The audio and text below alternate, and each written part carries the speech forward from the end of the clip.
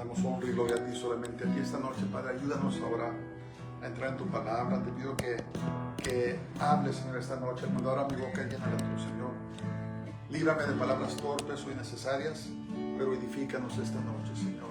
Edifícanos, te lo pedimos todo, y que podamos ser alimentados, podamos ser llenos, Señor, más y más de tu precioso Espíritu Santo. Te lo pido todo en el nombre de Jesús, en el nombre de Yeshua.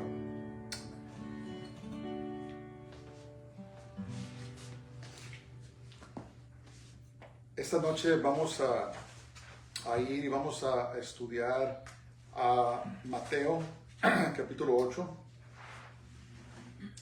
y vamos a ver algunos versículos comenzando con el verso número 5.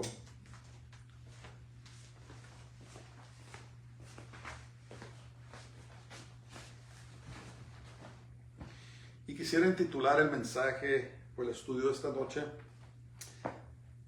la fe y la autoridad espiritual. La fe y la autoridad espiritual. Gracias, Señor, te damos esta noche. La autoridad espiritual no es algo que tiene su origen en esta tierra o en este mundo, en esta dimensión. La autoridad espiritual, bíblicamente hablando, viene de arriba, viene de Dios. Y Dios es el ser supremo. Él es la autoridad máxima en el universo. Dios no le rinde cuentas a nadie, porque no hay nadie más arriba de Él. Él es supremo, Él es omnipotente, Él es omnipresente y es omnisciente. Es todopoderoso, todo lo sabe y está presente en todos lados. Él es el que es realmente soberano, ¿verdad? Él existe de sí mismo. No tiene comienzo ni tiene fin. Él es la fuente de toda vida, de toda energía. De Él procede a la creación. Todo lo que existe, ya sea en el cielo, sea en la tierra o en las aguas debajo de la tierra. Él es único. No hay nadie como Él. Y dice la palabra de Dios que Él es Dios. Ahí en el profeta Isaías: antes de mí, dice, no fue formado Dios, ni lo será después de mí. Él es la respuesta a todas las preguntas. Él es el fin de todo ser humano. El ser humano fue creado para tener una relación con Dios, para alabarlo y glorificarlo y servirle. Entonces, toda autoridad genuina, toda autoridad benevolente procede de Dios. Dios existe fuera del tiempo, del espacio y de la materia. Dios habita en la eternidad. En la eternidad no existe el tiempo. El pasado, el presente y el futuro es como si todo fuera presente para Dios. Y es un concepto que nosotros no podemos captar o entender, porque los humanos tenemos un principio y tenemos un fin, y somos regidos por el tiempo, ¿verdad? El tiempo pasa, no importa qué hagamos o qué no hagamos, el tiempo procede, el tiempo sigue adelante. Estamos sujetos a esta dimensión, estamos sujetos al tiempo, estamos sujetos al espacio, estamos sujetos a la deterioración de la materia. Entonces, Dios es el ser supremo. De Él procede toda autoridad. Y esa autoridad espiritual, se las ha dado a sus hijos, ¿verdad? Jesús dijo: toda autoridad me es dada en el cielo y en la tierra, dijo Jesús.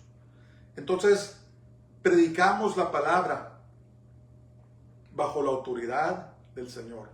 Les hablamos a la gente de Jesús, de Cristo, bajo autoridad que se nos fue dada por el Señor. Aunque los hombres se opongan, aunque el sistema mundial quiera erradicar la predicación de la palabra de Dios, nosotros estamos obligados a predicar la palabra porque la autoridad que nos la dio no procede de este mundo, sino procede de nuestro Padre Celestial.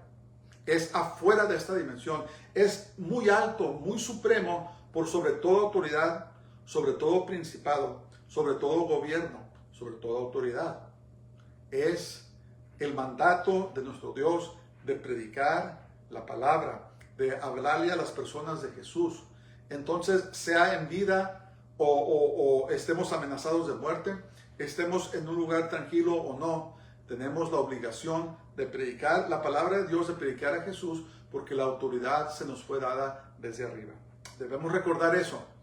Debemos recordar que cuando se refiere a las cosas de Dios, no estamos sujetos a ninguna ley humana, ¿verdad? Y a través de los tiempos, los hombres dirigidos por Satanás, que el Señor lo reprenda, han querido detener la predicación del Evangelio. Los apóstoles Pedro y Juan fueron azotados, ¿verdad? Y el Sanedrín les comunicó que no predicaran ese nombre, no predicaran a Jesús. Y Pedro y Juan les contestaron y les dijeron, dice, hermanos, consideren si debemos obedecer a Dios o a los hombres. Entonces, la predicación de la palabra, la predicación del Evangelio de Jesús, no es sujeto a ninguna ley humana. Y cualquier ley humana o terrenal que quiera callarnos, que quiera erradicar o quiera suprimir la predicación del Evangelio, no es válido. No es válido.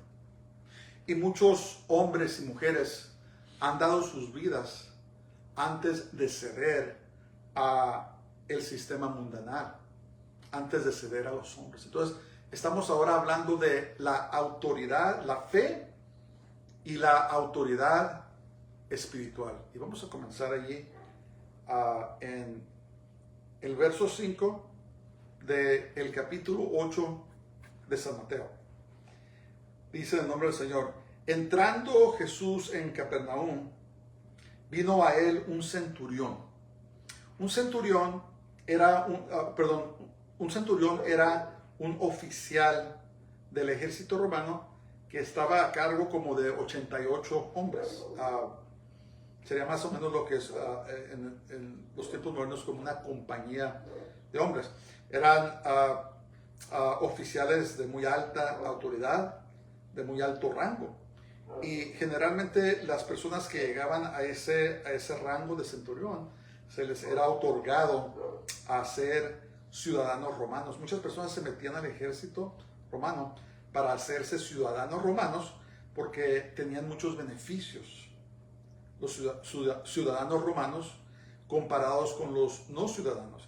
Es como, por ejemplo, la ciudadanía más codiciada ahora en este mundo, en estos momentos, puede cambiar, es la ciudadanía estadounidense, ¿verdad? Las personas estudian, si no nacieron aquí, las personas estudian y van y toman una prueba, contestan algunas preguntas para hacerse ciudadanos americanos. Y al hacerse ciudadanos americanos tienen muchos beneficios que los no ciudadanos, incluyendo obtener un pasaporte. Entonces, dice la palabra de Dios que este hombre muy importante vino a Jesús. Dice, rogándole y diciendo: Señor, mi criado está postrado en casa, paralítico y gravemente atormentado. Entonces, cuando leemos el Evangelio de San Lucas, nos damos cuenta que no fue él personalmente, sino que mandó a un siervo. Y vamos a ver ahorita por qué. Pero le mandó decir a Jesús y le dijo: Señor, está muy enfermo mi siervo, está paralítico y está gravemente atormentado. Y Jesús le dijo: yo iré y le sanaré. Ahora, si ustedes se acuerdan, Jesús también tenía encuentros con otras personas que no eran judíos, como la mujer samaritana, la mujer que le rogó que sanara a su hijo. ¿Se acuerdan? Y que como que les contestó un poquito fuerte. Pero aquí Jesús estaba dispuesto a ir pronto. El Evangelio, según San Lucas, nos dice que era un hombre muy justo que amaba a Israel. Y hasta les construyó una sinagoga. Dice la palabra de Dios que les daba muchas limosnas, muchas ofrendas. Y las autoridades religiosas le dijeron: Jesús, tú tienes que hacer lo que hace este hombre, porque este hombre ama a Israel. Entonces era un hombre recto, un hombre que amaba a Israel. Y déjenme decirles una cosa. Cuando amamos a Israel, cuando amamos a los judíos y oramos por la paz de Jerusalén y si hacemos otras cosas para bendecir a Israel, Dios nos bendice. ¿Por qué? Porque Dios lo prometió. Empezando ahí en Génesis capítulo 12, versos 3, Dios le dijo a Abraham, le dijo: y bendeciré al que te bendice, pero maldeciré al que te maldice. ¿Verdad? Entonces hay una bendición. Es como hacemos méritos cuando de alguna manera u otra bendecimos a Israel. Nosotros somos testigos, ¿verdad? Que cuando bendecimos a Israel, ya sea orar por la paz de Jerusalén, ya sea a donar, yo creo en donar a ministerios que les predican a Jesús a los judíos, porque esa es la meta, ¿verdad? Que Israel sea salvo. Es la meta de nosotros, que las personas sean salvas por medio de Jesús. Y yo personalmente creo y yo dono a ministerios que les predican a Jesús, a Yeshua, a los judíos, ¿verdad? Porque yo quiero que sean salvos. Entonces, no hay manera más grande de bendecir a Israel o a los hebreos o judíos que predicarles el evangelio de Jesús, de Yeshua, de su Mesías, ¿verdad? Entonces, eso podemos compararlo a lo que hacía el centurión. El centurión les daba ofrendas y hasta les construyó una sinagoga. Entonces nosotros en estos días, para bendecir lo que Dios ama, debemos amar lo que Dios ama, podemos hacer ese tipo de cosas para bendecir a Israel, para bendecir al pueblo, a los judíos. Y el Señor toma muy en cuenta eso, ¿verdad? Una vez escuché a una persona decir que esa bendición o esa promesa que Dios le hizo a Abraham, ya no es vigente. Y eso es una ignorancia abismal de comprender que no, que Dios aún ama al pueblo judío y que todavía está vigente ese mandamiento que dijo: bendeciré al que te bendice y maldeciré al que te maldice. ¿Verdad? Muchas personas, tal vez sin saber, han seguido la corriente del mundo, el antisemitismo, incluyendo creyentes, y se oponen a Israel, ¿verdad? Toman el lado de los árabes, de los palestinos que solamente quieren destruir a Israel y no están entendiendo que están trayendo maldición a sus vidas, ¿verdad? Por el antisemitismo. Entonces, esta noche yo quisiera llamar atención al hecho de que Jesús estaba muy dispuesto inmediatamente a cumplir el deseo de este centurión, porque él era un hombre que bendecía a Israel y también prácticamente, ¿verdad?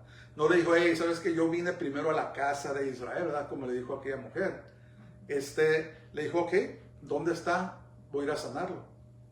Y quiero compartir eso con ustedes, de que busquemos formas de bendecir a Israel, porque cuando hacemos eso, hay bendiciones especiales que Dios prometió para todo aquel que ama a Israel y lo bendice, ¿verdad? Eso es un punto muy importante. Miren, desde los días de Martín Lutero, el padre del protestantismo, él era una persona que odiaba a los judíos y escribió cosas muy feas de los judíos, y muchos dictadores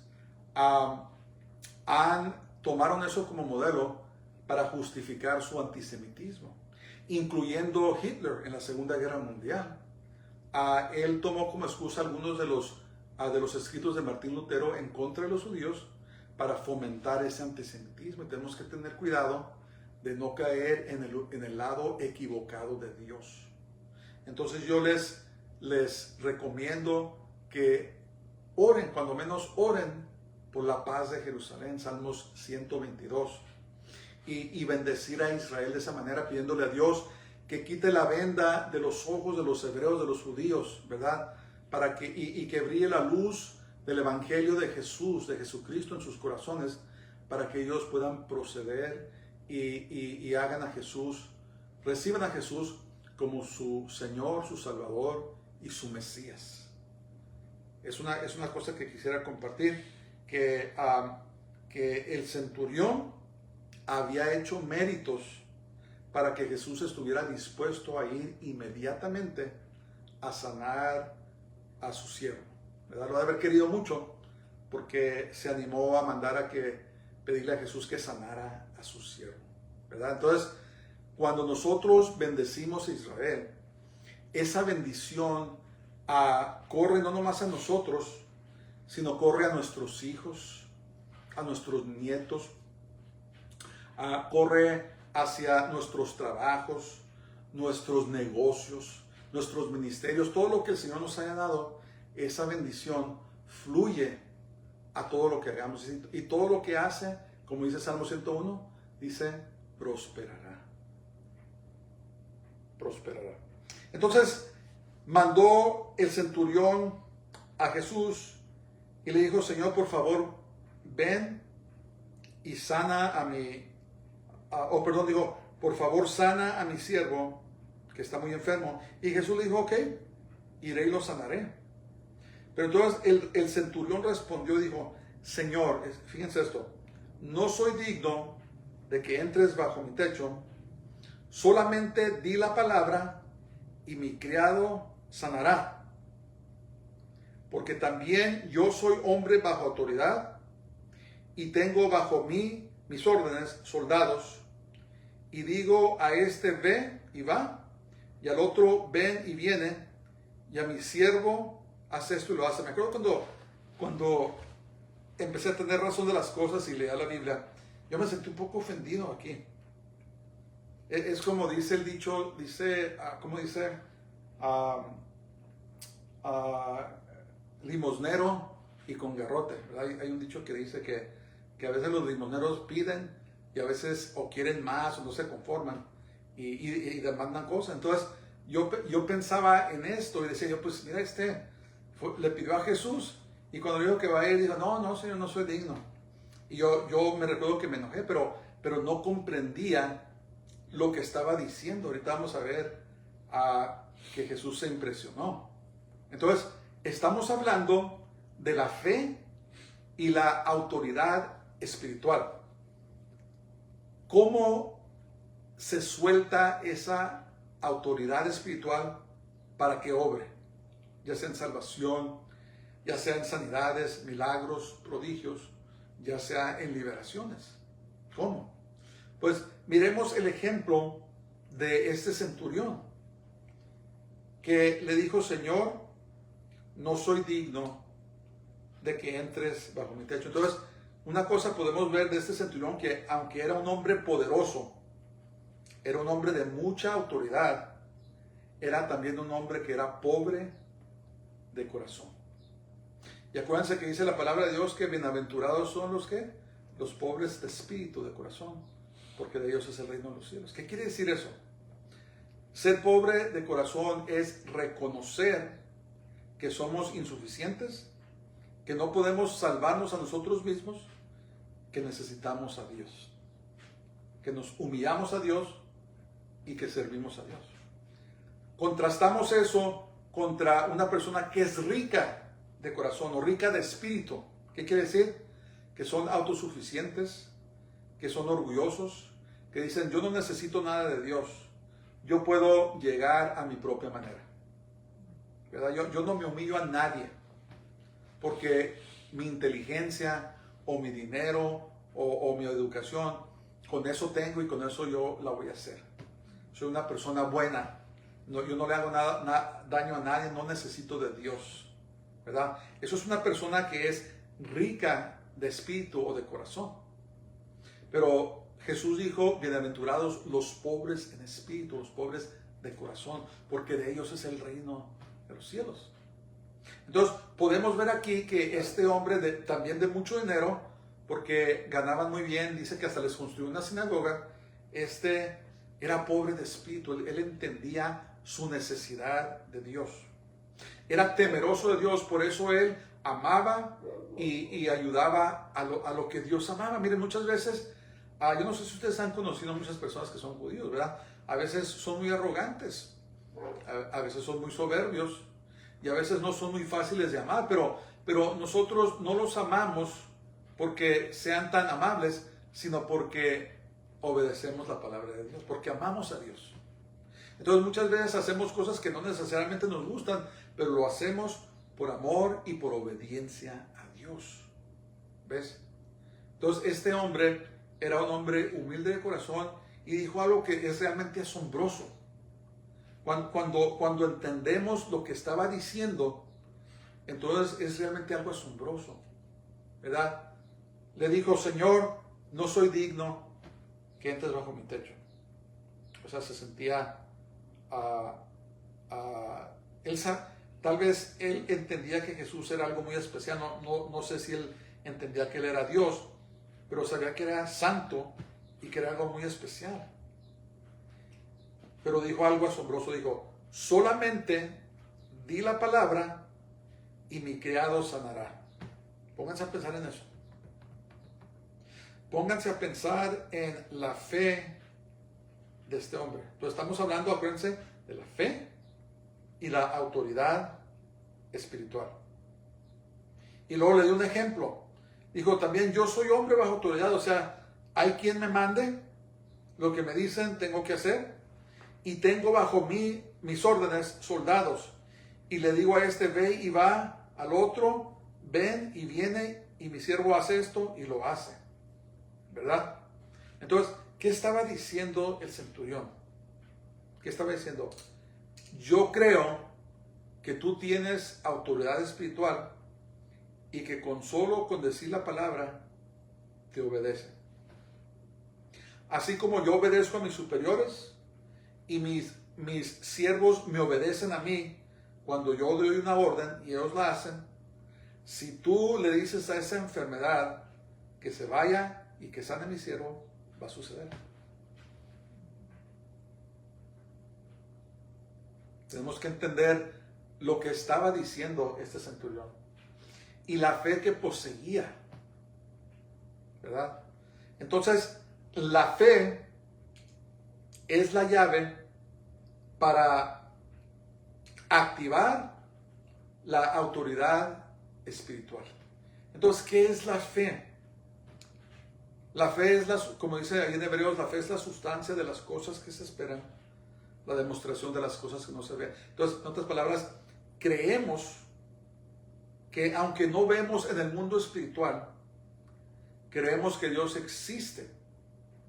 Creemos que Él es todopoderoso y que toda autoridad espiritual provee de Él. Creemos, ¿verdad? Aunque no vemos nada. Las personas o el hombre carnal, el hombre que no conoce a Dios, para él son tonterías, porque no podemos ver el mundo espiritual, ¿verdad? Muchas personas son muy prácticas. No, solamente lo que puedo ver, solamente lo que puedo hacer, en eso creo, ¿verdad?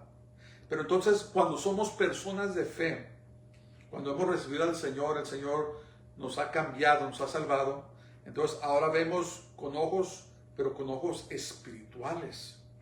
Y creemos que lo que dice la palabra de Dios es verdadero. Entonces actuamos de esa manera. La fe inicia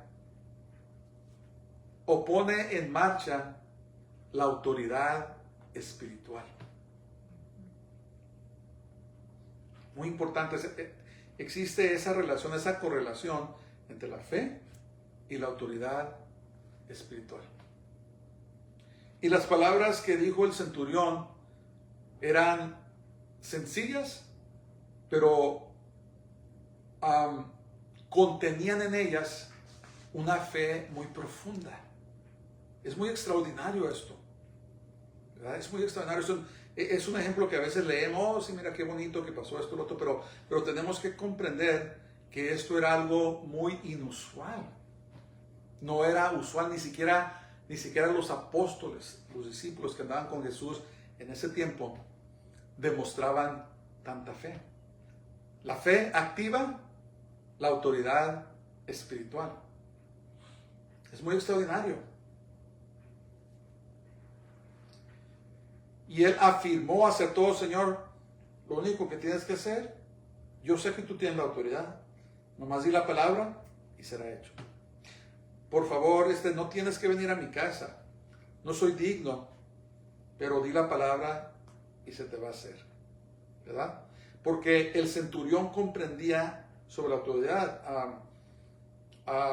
Todos tenemos a alguien que nos mande, y a veces también Dios nos pone en posiciones de autoridad y también mandamos a otros, ¿verdad? Así es como fluye. Entonces Jesús, habíamos hablado al principio que la autoridad espiritual desciende de Dios, ¿verdad? Porque Él es el ser supremo. Entonces, fíjense la reacción de Jesús en el verso 10.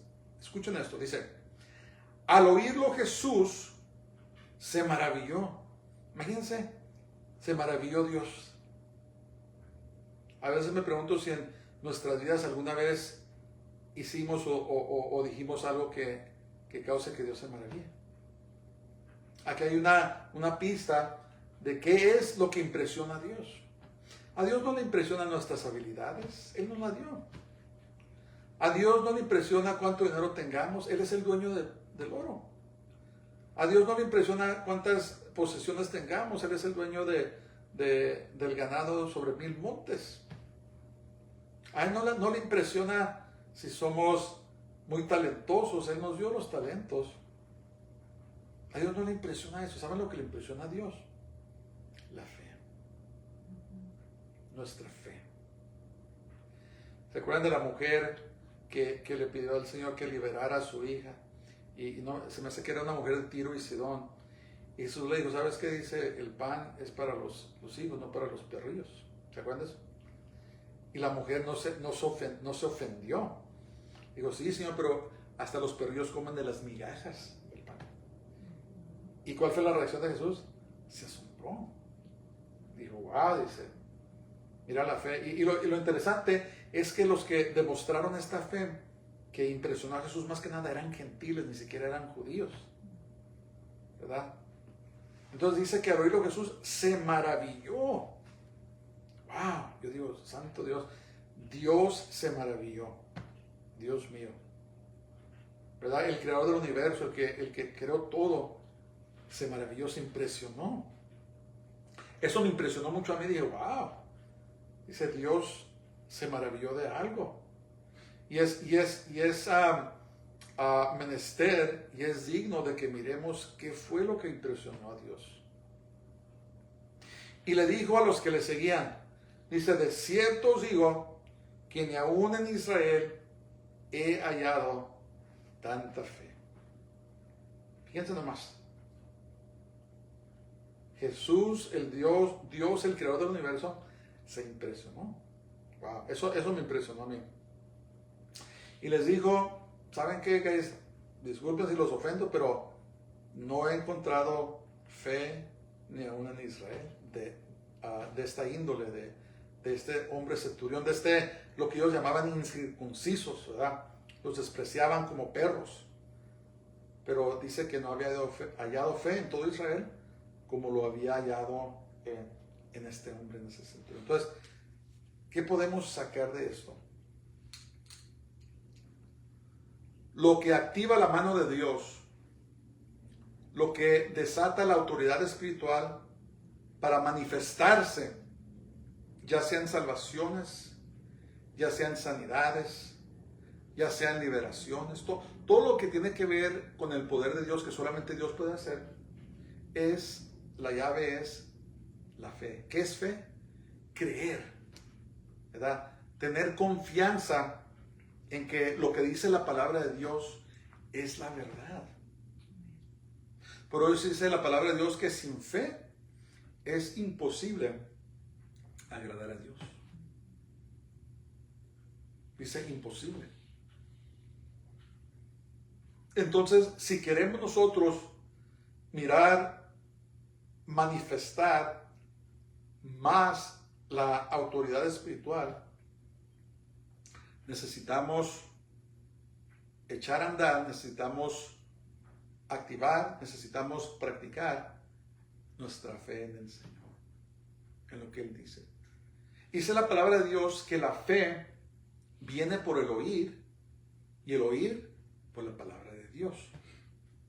Entonces, entre más estamos en la palabra de Dios, entre más la leemos, entre más la absorbemos en nuestro corazón, en nuestro espíritu, entonces más crece nuestra fe.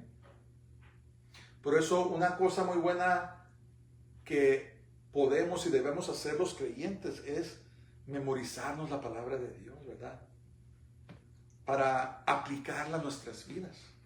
Como cuando le pedimos sabiduría al Señor. Santiago escribió y dice, ¿le hace falta fe a alguien? Dice, pídasela a Dios, que da generosamente y sin medida. Pero ¿qué dice? Dice, pero no dude cuando pidas por sabiduría, no dudes que Dios te la da. Porque la duda, la incredulidad, matan la fe, matan el mover de Dios. ¿Se acuerdan cuando fue a su propio pueblo? ¿Qué dice la Escritura? Dice que no pudo hacer muchos milagros ahí. ¿Por qué? Por la incredulidad de las personas. Entonces, lo que activa la autoridad espiritual, lo que mueve la mano de Dios es la fe, ¿verdad? Creer que Dios existe, que Dios es y que es galardonador de los que le buscan con diligencia. Eso es lo que impresiona a Dios. Eso es lo que mueve la mano de Dios.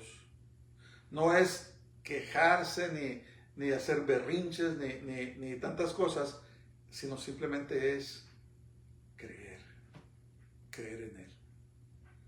Si tuviéramos fe como una semilla de mostaza, le diríamos a esa montaña, muévete, échate al mar, y se echaría al mar, ¿verdad? Tenemos que crecer en nuestra fe, tenemos que estar en la palabra de Dios para poder ver qué es lo que agrada a Dios, qué es lo que le desagrada a Dios, y practicar y obedecer su santa palabra. Jesús se maravilló.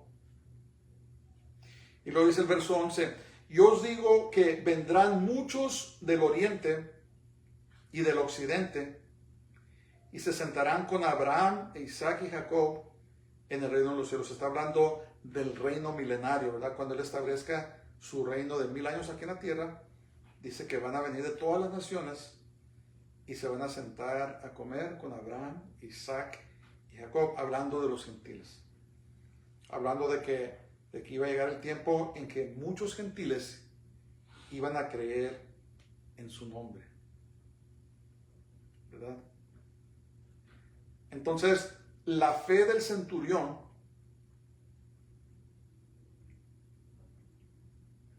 activó la autoridad espiritual, movió el corazón de Dios, porque creyó en Él. Porque creyó en Él. Ni siquiera los judíos creyeron en Jesús, ¿verdad? Hasta este día en su mayoría lo rechazan. Uno de los problemas que tienen es que ellos no creen que Jesús es Dios. Dice, ¿cómo puede ser Dios un hombre? No los permiten leer Isaías 50. Los rabinos les prohíben a los judíos leer Isaías 53, donde habla del siervo sufrido, ¿verdad? Donde dice que el Mesías primero tenía que venir y padecer por los pecados del mundo. Es diabólico. Les prohíben leer su propia Biblia, la Tanaj, que es compuesto de la ley, la Torá y los profetas. Les prohíben leer esa porción. Es muy satánico. Es muy satánico. Verso 2 dice, mas los hijos del reino serán echados a las tinieblas de afuera, ahí será el lloro y el crujir de dientes. En otras palabras, para ser salvos, tenemos que creer en Jesús. No importa si sean judíos o gentiles, no importa. Jesús dijo, nadie viene al Padre si no es por mí. Entonces, nuestra fe tiene que estar fundada y basada ¿en quién? En Jesús, en su persona. A Él le fue dada toda autoridad y esa autoridad Él nos los da a nosotros. Pero tenemos que ejercer la fe. Para que se active la autoridad espiritual en nuestras vidas, tenemos que ejercer la fe y creer como el centurión creyó. En cualquier situación, ¿qué situación estás pasando? Tenemos que ser personas de fe. Dice la palabra de Dios que el justo por su fe vivirá. Entonces, estamos hablando, acuérdense, de la fe y la autoridad espiritual. Queremos que el poder de Dios funcione más en nuestras vidas, pues tenemos que echar a andar nuestra fe. Porque dice la palabra de Dios que la fe sin obras es muerta. Es muerta. El centurión ejerció su fe. Se atrevió a mandar, a decirle, Señor, di la palabra, tan solo di la palabra. Wow. Cuando comprendí este pasaje, entonces me maravillé, pero yo me maravillé que Jesús se maravilló. Dije, wow, Jesús se maravilló con la fe de este hombre. ¿Queremos impresionar a Dios? Seamos personas de fe. Eso es lo que impresiona al Señor, ¿verdad? De acuerdo a lo que estamos leyendo. Y el resultado fue este. Entonces Jesús le dijo al centurión, ve y como creíste, te será hecho. Otro principio allí. Y su criado fue sanado en aquella misma hora. Entonces, lo que le creamos a Dios, eso es lo que se manifiesta en nuestras vidas. Lo que le creamos a Dios. Hay una cosa que, nomás para ser un poco personal, que siempre le creí a Dios y no me estoy jactando, sino solamente quiero usarlo como un ejemplo. Siempre le pedí al Señor que me diera, ¿cómo se dice? ¿Cómo se diría? Que me diera provisión, sostenimiento, para que yo pudiera ir a trabajar y que mi esposa se pudiera quedar en casa para criar a nuestros hijos. Fue algo que siempre le pedí al Señor. Y hasta ahora el Señor no nos ha fallado. ¿Verdad? Sí, pasamos a tiempos de dificultad y tantas cosas, pero Dios siempre fue fiel. Y hasta ahora Él me concedió esa oración, porque yo miraba cómo estaba el mundo y qué feo estaba. Y dije, ¿sabes qué? Es mejor que su madre crea a sus hijos, ¿verdad? Ella es la que los ama, los quiere y los va a cuidar mejor que nadie. Y sí, por la gracia de Dios, hasta ahora Él me ha concedido eso. Y yo he hablado con otras personas y les digo, pues, lo que tú le creas a Dios, eso es lo que Dios va a hacer por ti. Así como el centurión, Jesús le dijo, dice, y como creíste, dice, que te sea hecho. Y él le creyó a Jesús que él solamente con decir la palabra iba a sanar su siervo. Y así como creyó, así es como fue. Entonces hay otra clave. Primero, tener fe para activar la autoridad espiritual, el poder de Dios. Y dos, que lo que le creamos a Dios es lo que Él va a hacer con nosotros. Y yo he escuchado personas que dicen que a veces hay personas que le creen muy poco a Dios, pero hay personas que le creen mucho a Dios, ¿verdad? La única cosa que tengo que mencionar es que todo es el tiempo de Dios. A veces, escucha, a lo mejor estoy animando a alguien esta noche. A lo mejor tú le has creído a Dios por cosas grandes. Y eso agrada a Dios. Pero todavía no sucede. ¿Por qué? Porque todavía no es el tiempo de Dios. Lo que te pudiera animar esta noche es que sigue creyendo. No dejes de creer. Hasta que no llegó el tiempo de Dios fue cuando Dios sanó al siervo del centurión. Entonces, tú le has creído cosas grandes a Dios. Tal vez sea un negocio, tal vez sea un trabajo, a lo mejor estudiar, no sé. Tal vez pueda ser hasta en el ministerio. Y aún no se manifiesta. Pero yo te quiero decir una cosa. Si de veras le estás creyendo a Dios, no dejes de creer.